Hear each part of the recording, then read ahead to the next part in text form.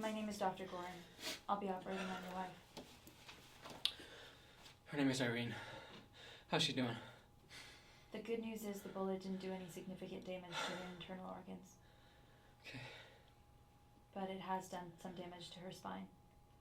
One approach is to wait and stabilize her, leave the bullet in and get her up to the ICU, and let her get some strength back and then operate. However, in the meantime, any chance she has of recovering function in her legs would disappear. She'll be paralyzed. Yes. She would be in a wheelchair for the rest of her life. Is there another option? We don't wait. We go in now, take out the bullet, decompress the spinal cord, and stabilize the spine with a metal plate. Irene would be able to walk. There's a catch, isn't it? It's a longer, riskier surgery.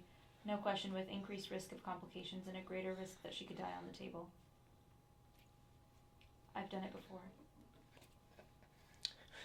Successfully, right? Always.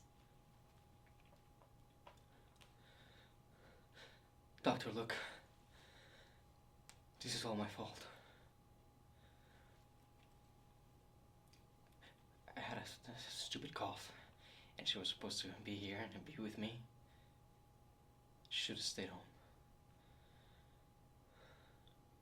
Please help me here, doctor.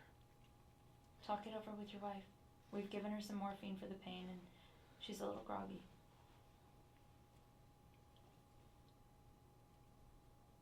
Thank you. Look, I don't want to have to defend Dick Parsons here. You just want me to hire your firm and have him be my lead counsel. Look, if your company doesn't want to turn over the records of the girl that went missing yesterday, It's not that we don't want to. We can't. And there's we have only- to protect her information. Exactly, and there's only one person that can make that argument with more authority than you. Come on, Deck is an expert in his whole thing. Just trust me. What about the risk? He's only been back in this country for 2 weeks. The AG still wants to put him in a prison cell. Except she hasn't been able to prove anything other than the fact that he warned us that the US government was about to be under siege. Shut in with a halo. I'd rather call it more of a patron saint of privacy kind of thing, is a little more catcher, but either way, Deck is your guy. I'm doing this full-time job right now at the drywall, and it's gonna get me through it. And I'm also doing security at the weekends. I am waiting to hear back from this lumberyard that he's gonna help me through it, and I'm gonna catch up. I just need more time. There's no more time. Please. I'm sorry. Please talk to Kayla. She's gonna help me out too. She'd tell you the same thing I am. Daddy, are we in trouble? Hey, what's your favorite toy? When I was your age, my favorite toy was my mom's vacuum cleaner. It was the same height as me, and it ate all sorts of cool stuff like dirt and trash. A vacuum cleaner's not a toy. It's not. Well, can you go get a real toy so you can show me? Can you stay with family? Friends? Sammy and I, it's all we have. He's only 5. Why am I gonna tell him that we have nowhere to go? He thinks his daddy has everything and he's gonna fix it all. The number for social services. Maybe they can help you out.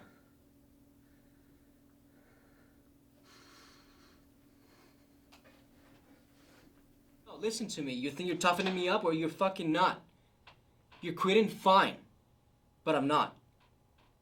And you want to be the hero. People don't want a hero. They want to play the lotto, eat hamburgers, watch television. Jesus, what the fuck's wrong with you? What happened to you? What burnt you? It wasn't one thing. Let me tell you that. I can't live here anymore. I can't live where stupidity is embraced and nurtured as if it were a virtue.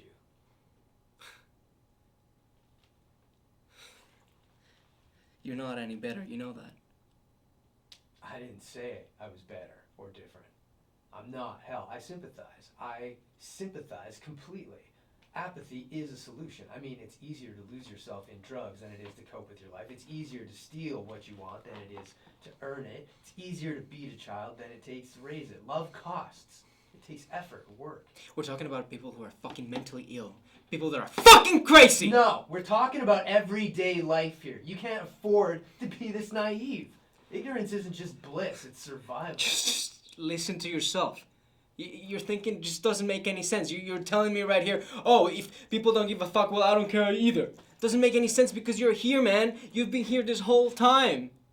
And even if you think these things, they're not true because you have been doing it.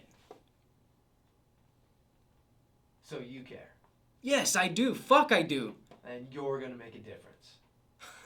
You're fucking ridiculous. Look, man, the whole point is that you're trying to believe these words you're telling me and convince yourself that you're quitting.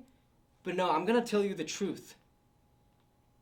You already quit, so you're trying to convince yourself of them. That's what's happening here. But no, you want me to agree with you? Yeah, okay, Somerset, the world's fucked up. Let's go to a fucking cabin and just live there because it's all fucked up, right? Well, I'm not.